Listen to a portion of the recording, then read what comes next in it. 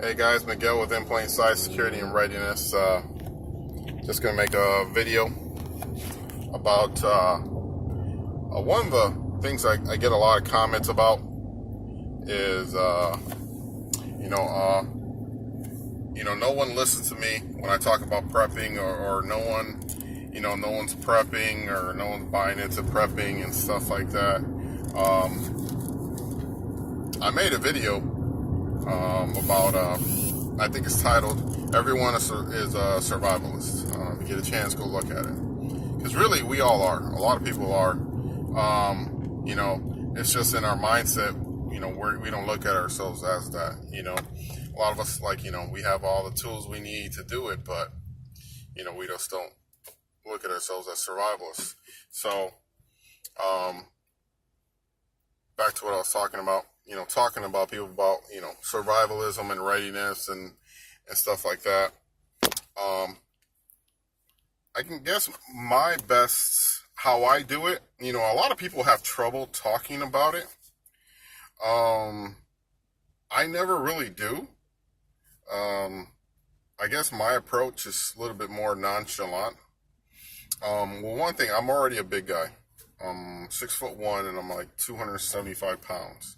And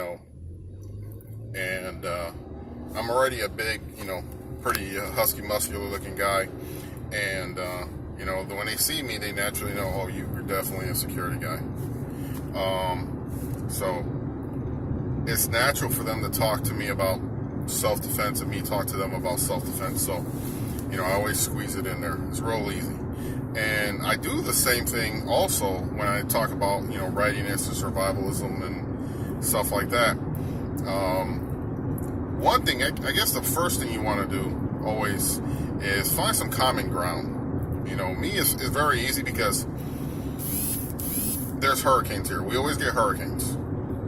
And, we all talk about, well, what did you prepare for in the hurricane?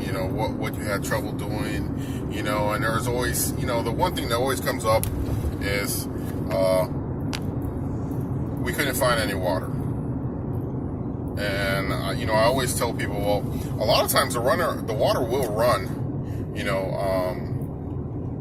when the hurricane's out. The only thing, it may be a little bit polluted because, the water plants are over flooded with rainwater and water and debris from the storm that, maybe they couldn't process it. So they say, make sure you boil the water.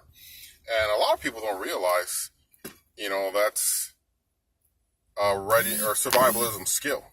That's what you would do in a survival situation. You would, if you didn't have any, tablets or anything like that, you would find some water, you just try to clean it, filter it as best as you can with like a shirt or whatnot, and you would boil it. And, people do this all the time. Depending on where you live, you get the alerts all the time about, water, the boil alerts. So you got to find a way to transition that into survivalism and prepping and stuff like that. And also, don't come off as super paranoid and stuff like that. I think that's when it gets really, really, for some people, they're afraid by that. That's where they get discouraged, when you come off as super paranoid and stuff like that. So, when you're talking to them, just ask them about, hey, the hurricane's coming. Have you had a chance to, get anything, get some food, some supplies, and bring up the conversation that, they'll tell you, well, I was able to get some bread. I was able to get this and that and stuff like that. And then, just bring up, just tell them what you bought. You don't even have to disclose that you're a prepper or a survivalist or anything like that. You just say, I bought a whole bunch of cans. I bought a whole bunch of non-perishable foods. Because just in case, there's no electricity, I can't use a microwave, or I can't, I don't have a gas stove or whatnot, I'll be able to cook my food. All I got to do is find some water and add water to it. And then next, or a lot of canned food, you can just open up and eat right out of the can. A lot of people don't even realize that. You'd be surprised how many people don't realize a lot of these canned soups and spaghetti and stuff like that, they're ready to eat. You just open up the can. Yeah, it may not be the same consistency, or you know, it may not look the same, but a lot of stuff you can eat right out of the can. So that's, you know, I always throw that out there, you know, because, you know, from being in those situations, you know, the first thing, you know, you're always running out of ice, so you don't have anything cool to keep your, you know, water or your meat and stuff like that. So that's usually the first thing that goes, is like cold cuts and meat, because you have to get rid of it because it's going to spoil, you know. So always end up, by the time, you know, it's said and done, you know, you're running into, like, you're eating ramen noodles, you know, you're eating any kind of pasta, you're eating any kind of canned vegetables or canned meats, stuff like that, because that will last regardless, you know. So, you know, that's for me. That's how I talk to people about, you know, being prepared. You know, I do it in a way where they don't think of it as themselves being a doomsday prepper and stuff like that, because I think the label scares a lot of people as well. You know, they don't want to be labeled as anything, you know, negative. So, you know, you just do your part to help others out. The biggest thing is knowledge.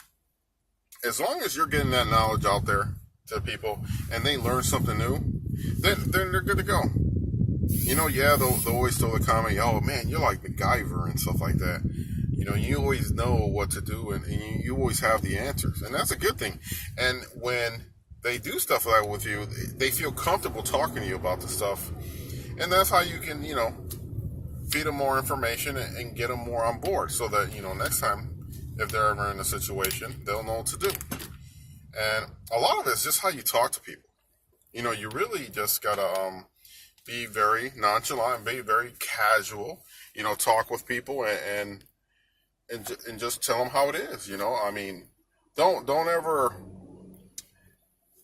go full force on people. You know, tell them exactly what you got and what you do and how you do it, and then put fear in people's mind about, you know, this stuff. Even though a lot of us do it because we fear, you know, what will happen to our loved ones, but you got to realize not everybody thinks that way.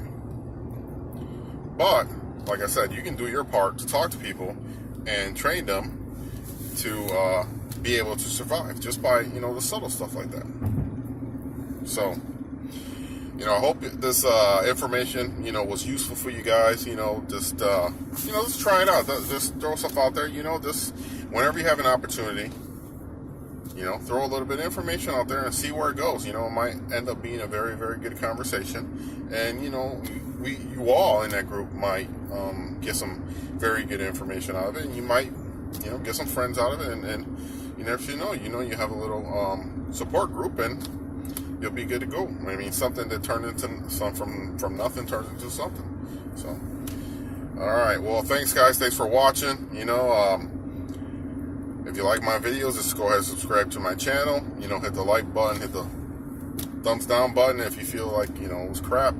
But let me know, give me some feedback, and I'll do my best to reply to the feedback and come out with some more videos that are helpful to you guys. You know, because that's what I do this for, just to, you know, help everybody out. And so, as always, be humble, stay alert, watch your six, and always be ready. Till next time, guys.